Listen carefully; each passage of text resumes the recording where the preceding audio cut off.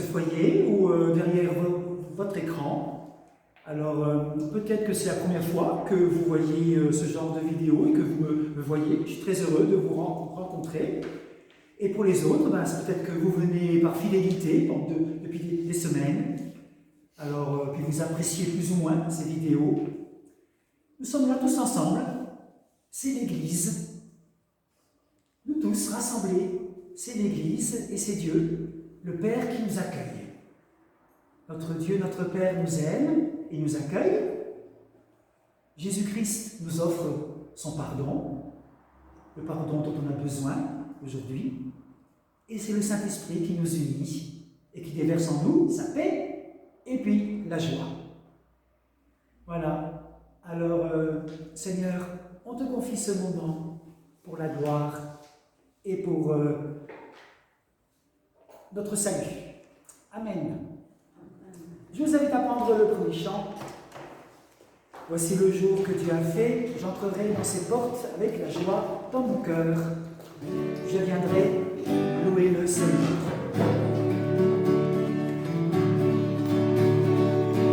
J'entrerai dans ses portes avec la joie dans mon cœur. Je viendrai louer le Seigneur.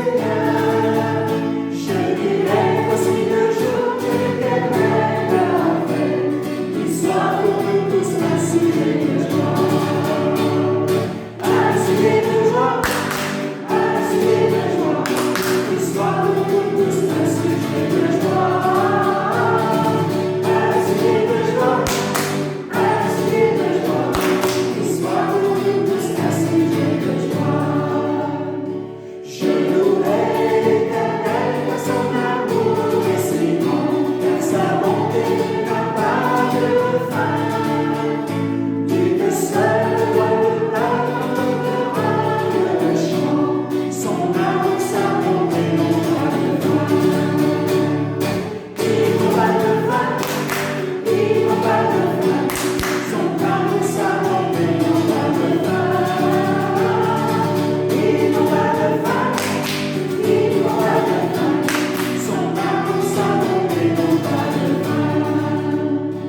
L'Éternel est ma force, du sujet de méchants, il est venu à mon secours. De vos bontés sur les gens influents, je me réjouirai en son amour. Je me réjouis, je me réjouis, je me réjouirai en son amour. Je me réjouis, je me réjouis, je me réjouirai en son amour. Alors restons dans cette joie et nous allons louer le Seigneur au psaume 121. Je lève les yeux vers les monts. D'où viendra le secours?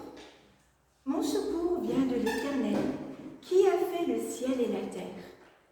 Il ne permettra pas que ton pied vienne à trébucher, car celui qui te garde ne sommeille jamais. Non, jamais il ne dort, jamais il ne sommeille, le gardien d'Israël. Le Seigneur est ton protecteur, le Seigneur est ton ombre. Il est à ta main droite, et le soleil durant le jour ne te frappera pas, ni la lune pendant la nuit. L'Éternel te préservera de tout malheur. Il veille sur ton âme. Le Seigneur veillera sur ton départ et sur ton retour, dès maintenant et à jamais. Merci Seigneur pour ta fidélité qui dure éternellement. Tu as penché ton oreille et tu écoutes les prières de tes enfants. À tout moment, nous trouvons secours et consolation près de toi, car tu es un Dieu vivant, un Père aimant, et ta bonté n'a pas de limite. Amen.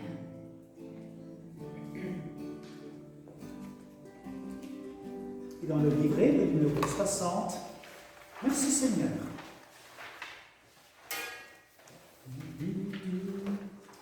Pour ceux qui ont peut-être des difficultés à prier, c'est un très beau chant qui nous aide à remercier Dieu pour son amour, sa présence et sa lumière dans nos vies. Merci Seigneur. Pour ton amour, pour ta clémence, pour ta présence, merci Seigneur. Pour ta lumière, brillante dans nos vies, éclaire et chasse ta vie, merci Seigneur. Merci au Père, merci au Fils, merci au Saint-Esprit, au Trois Saint. Merci Seigneur. Pour ton pardon, dévoilé sur la croix, ton sang versé pour moi. Merci Seigneur. Pour ton salut, pour ta fidélité, pour m'avoir tout donné. Merci Seigneur. Merci au Père, merci au Fils, merci au Saint-Esprit, au Trois Saint. Merci Seigneur. Merci au Père, merci au Fils, merci au Saint-Esprit, au Trois Saint. Merci Seigneur.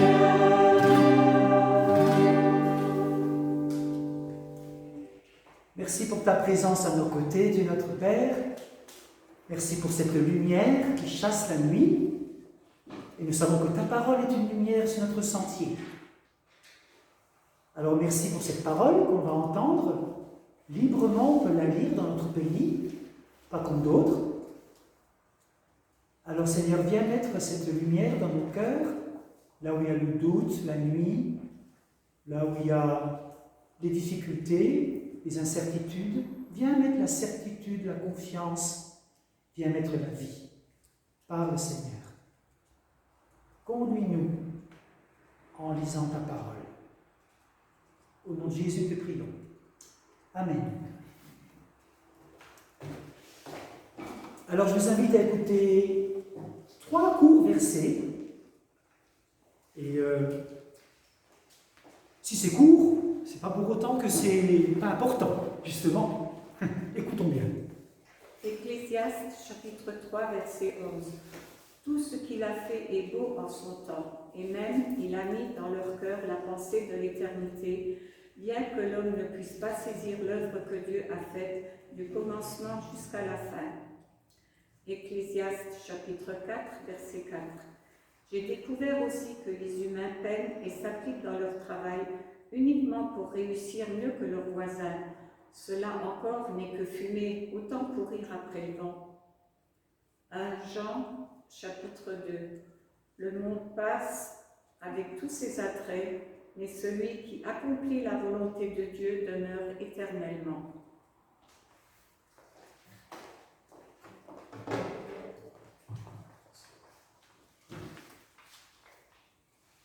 Alors, pour ceux qui ont pu suivre les vidéos précédentes, ou la dernière vidéo, vous savez que j'ai eu l'occasion donc de présenter cette semaine au baptême cette petite fille de 11 mois, Erin. Si vous voulez avoir son visage, vous tapez sur Facebook enfant malade, Erin, E-R-Y-N-E, voilà, puis vous allez la voir, sa maman. Et donc je l'ai présentée mercredi à 17h et elle est atteinte d'une leucémie myéloblastique. Et au niveau médical, voilà, tout a été fait. Et malheureusement, le cancer, la leucémie se développe de plus en plus.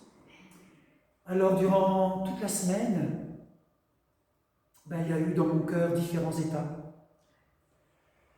Il y a eu différentes pensées, il y a eu la confiance, la tristesse, il y a eu des pleurs, il y a eu la prière, il y a eu le soutien, d'être ensemble, de savoir que d'autres priaient aussi pour elle. Les parents étaient très touchés que des centaines de chrétiens, peut-être même plus, ont prié pour elle, ce mercredi-là entre autres. Il y a eu aussi le fait de s'abandonner entre les mains, il y a eu la paix, il y a eu ça différents bouleversements en moi et je repense encore à l'instant à cette petite. Et en préparant ce message, je me suis dit, mais avec la situation là, je me suis dit, là je me pose de vraies questions en voyant cette situation. Et je me suis posé 2 questions pour moi les plus importantes. Pourquoi je suis là sur Terre? Et puis qu'est-ce que je fais de ma vie?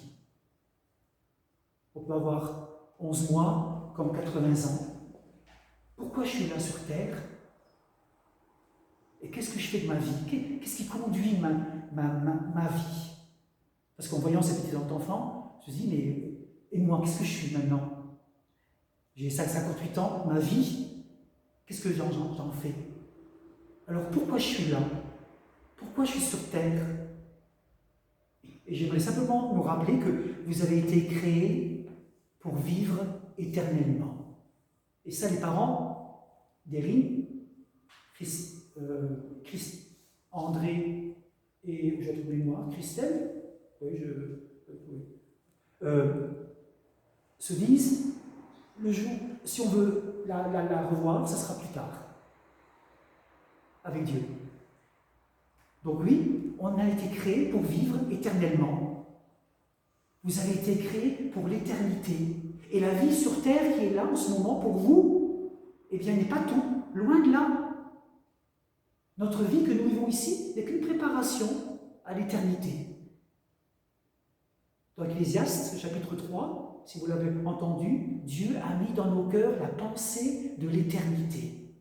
Il y a en nous, en vous, un instinct qui aspire à l'immortalité. Puisque Dieu nous a créés à son image et que Dieu est éternel, donc on a en plus profond de soi-même cette pensée de l'éternité. Un jour, votre cœur cessera de battre, que ce soit à 11 mois, ou à 90 ans, ou à 100 ans, mais ça ne marquera pas la fin ça marquera la fin de votre corps, oui, de votre temps sur terre, mais ça ne marque pas la fin de votre existence. Votre corps terrestre n'est qu'une résidence provisoire de votre esprit. La vie ne se limite pas à ici et maintenant. La vie n'est qu'une préparation à l'éternité. Et qu'est-ce que ça sera, l'éternité? Que sera l'éternité avec Dieu? Alors, notre esprit est trop limité pour en saisir toute la dimension réelle. C'est comme si, je me suis dit, c'est comme si on essayait d'expliquer un ordinateur à une fourmi. C'est impossible. Et pour nous aussi. Essayer d'expliquer l'éternité, la vie avec Dieu, ça nous dépasse. Et pourtant, Dieu nous a donné quelques petits aperçus dans la Bible. Nous savons que le Seigneur est en train de préparer une demeure éternelle. Dans les cieux, nous sommes réunis avec d'autres croyants en Jésus, libérés de toute douleur, de toute souffrance, récompensés de notre fidélité sur la terre. On ne sera pas couché sur un nuage. Certains disent, oh, avec Dieu, on sera couché sur un nuage avec une belle harpe, on sera habillé de blanc, avec une petite auréole. Non, non, non. On sera en communion avec Dieu. Une communion éternelle, et Dieu sera avec nous de siècle en siècle. De toute éternité, Dieu sera avec nous. On a du mal à se rendre compte de ça. Dieu sera avec nous. Alors, la plupart des gens pensent à l'éternité au moment des enterrements. On pense le plus tard possible à la mort, dans les situations urgentes. Nous avons à vivre notre vie en sachant que ça va arriver à coup sûr. Notre vie ici-bas n'est qu'une préparation à la suivante. Et si vous avez, écoutez-moi bien, si vous avez une relation personnelle avec le Christ, avec Dieu le Père, en communion avec le Saint-Esprit, vous n'avez pas à craindre de la mort. Vous n'avez pas à craindre de la mort. La mort, c'est simplement la porte ouverte sur l'éternité.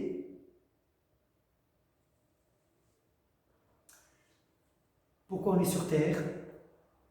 Pour nous préparer à l'éternité. Et c'est long, l'éternité, comme disait quelqu'un. c'est très long. Alors, en sachant ça, quand je suis sur Terre, qu'est-ce que je fais de ma vie? Comment je vis? Qu'est-ce qui conduit ma vie? Quelle est la force motrice qui conduit notre vie? Alors, il y a des centaines de circonstances, de valeurs, d'émotions qui peuvent nous guider, qui peuvent conditionner notre vie.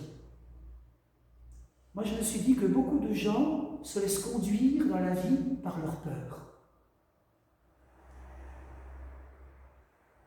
La peur est une prison.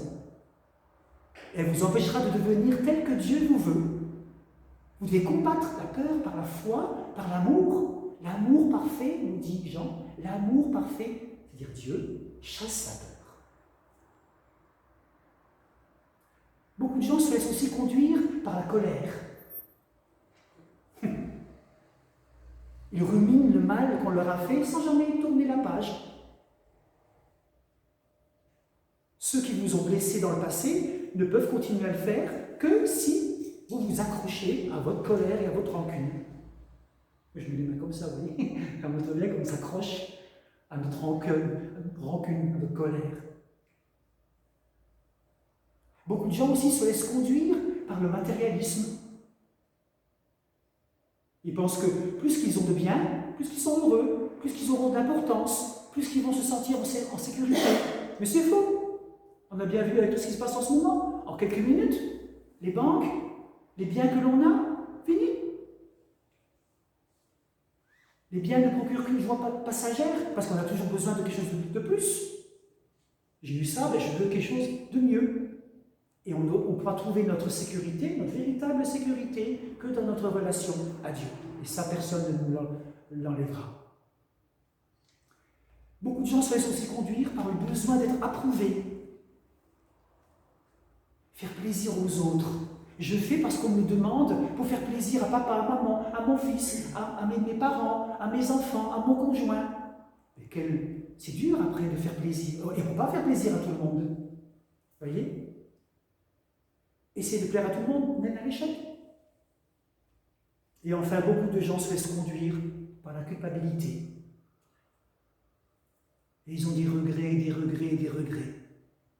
Et ils portent ça. Une journée, 1 mois, 10 ans, 50 ans. Quand je fais des entretiens pour les enterrements, ce pasteur, 50 ans que je porte ça. Il a besoin d'être libéré. Et le Christ est venu pour nous libérer. Voilà, notre vie doit être motivée par l'essentiel. Ça passe tellement vite, la vie. On a été placés sur terre pour préparer notre éternité. Et un jour, on va se trouver devant Dieu pour faire le bilan final. Et moi, ça fait 40 ans que j'ai lu la Bible, à peu près, 45 ans que j'ai lu la Bible, et je peux conclure, en lisant la Bible, qu'il y a 2 questions importantes que Dieu vous posera lorsque vous serez devant lui. 2 questions qui sont plus... Je pense que Dieu vous posera cette question. Les 2 questions. La première, qu'as-tu fait de mon fils Jésus-Christ? Il ne dira pas si vous étiez protestant, réformé, demi-vange, pentecôtiste, évangélique, catholique, ou si vous étiez autre chose. Non. Dieu, ce qui compte pour lui, c'est savoir qu'est-ce que vous avez fait de Jésus. Est-ce que vous l'avez appris à l'aimer, à lui faire confiance? Jésus a dit, je suis le chemin, je suis la vérité, je suis la vie. Nul ne vient au Père qu'en passant par moi. Et la deuxième question, je pense, que Dieu nous posera, c'est qu'est-ce que tu as fait de ce que je t'ai donné? Comme don, comme capacité, comme talent que tu as. Qu'avez-vous fait de ces talents? Les avez-vous employés pour votre fin personnelle ou pour accomplir le plan de Dieu? Voilà. Le monde passe, nous dit Jean, le monde passe avec tous ses attraits, mais celui qui accomplit la volonté de Dieu demeure éternellement. On a été créé pour vivre éternellement. Et on n'a pas à se laisser conduire, se laisser mener par des autres choses. Alors permettez-moi de vous poser cette question, à nous tous, devant nos écrans, ou ici. Puisque vous avez été créés pour durer éternellement, qu'est-ce que je dois cesser de faire? Ou au contraire, commencer à faire aujourd'hui? Puisque vous avez été créés pour durer éternellement, qu'est-ce que je dois cesser de faire? Ou qu'est-ce que je dois commencer à faire aujourd'hui? Amen.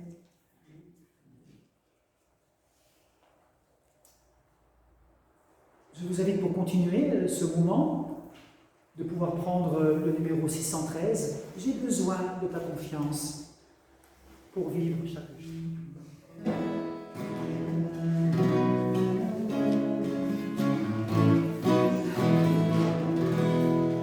J'ai besoin de ta confiance pour vivre chaque jour. J'ai besoin de ta présence, j'ai besoin d'être sûr de ton amour. Pouvoir frapper à ta porte, parler en vérité,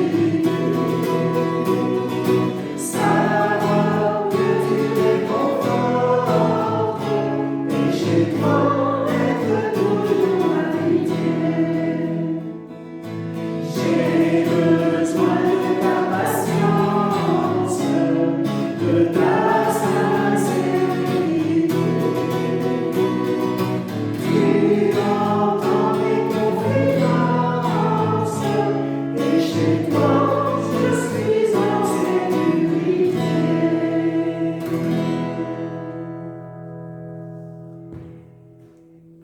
Et j'invite Laurette à venir pour prier ensemble. Alors, si ce message vous a peut-être interpellé, c'était bien de mettre sur pause et de pouvoir un petit peu réfléchir à cette question. Voilà, merci. Unissons-nous dans la prière. Avec le baptême d'Érine, prions pour les enfants. Nous te prions, Seigneur, pour les enfants autour de nous et à travers le monde, afin qu'ils trouvent l'amour d'un père et d'une mère pour les accueillir. Nous te prions, Seigneur, pour les enfants qui souffrent de la méchanceté des hommes, qui sont blessés par leur haine ou tués dans leur guerre, afin qu'ils trouvent paix et joie auprès de Dieu. Nous te prions, Seigneur, pour les enfants qui souffrent d'un handicap, afin qu'ils trouvent la beauté du cœur auprès de Dieu, source de toute splendeur. Nous te prions, Seigneur, pour les enfants qui ne sont ni désirés, ni aimés, afin qu'ils découvrent que Dieu, leur Père, les aime comme personne ne peut les aimer sur la terre. Nous te prions, Seigneur, pour les enfants qui sont heureux, afin qu'ils apprennent à partager leur bonheur. Nous te prions, Seigneur, pour les enfants, les adultes du Liban et ceux que nous avons sur notre cœur. Apporte la consolation dans les cœurs. Et ensemble, nous faisons monter vers toi la prière que Jésus nous a apprise. Notre Père, qui es aux cieux, que ton nom soit sanctifié, que ton règne vienne, que ta volonté soit faite sur la terre comme au ciel. Donne-nous aujourd'hui notre pain de ce jour. Pardonne-nous nos offenses, comme nous pardonnons aussi à ceux qui nous ont offensés. Et ne nous laisse pas entrer en tentation, mais délivre-nous du mal. Car c'est à toi qu'appartiennent le règne, la puissance et la gloire, pour les siècles des siècles. Amen.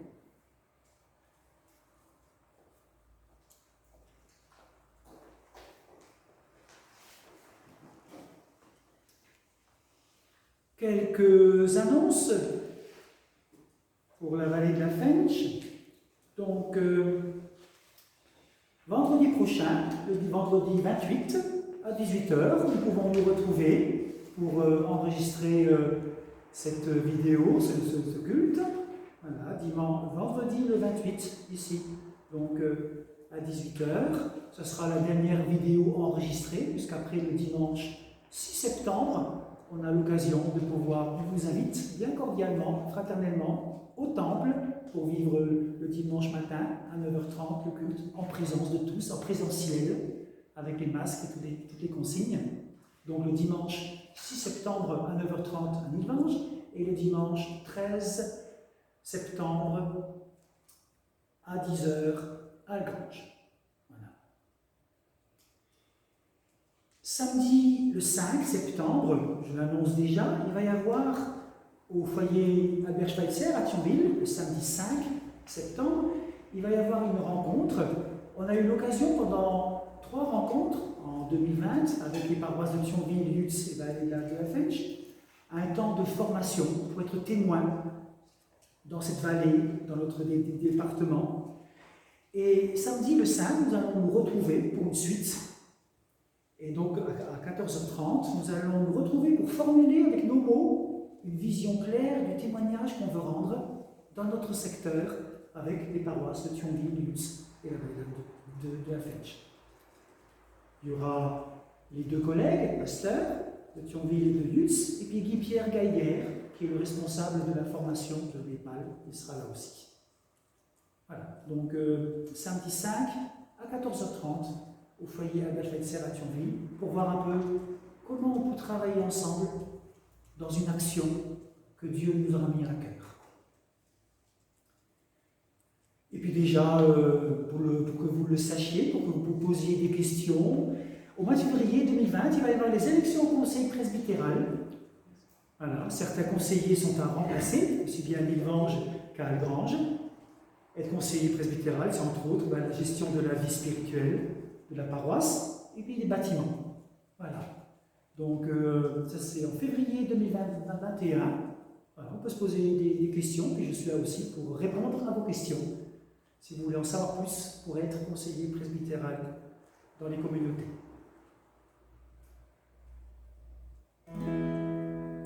Voilà, et puis je vous invite à vous lever pour recevoir la bénédiction et puis prendre le dernier cantique.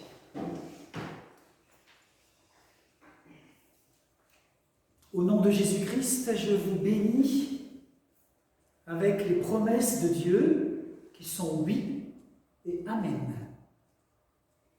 Que l'Esprit Saint vous garde en bonne santé, qu'il affermisse votre corps, votre âme, votre esprit, pour que vous puissiez grandir dans la confiance en Jésus et dans cette espérance de l'éternité.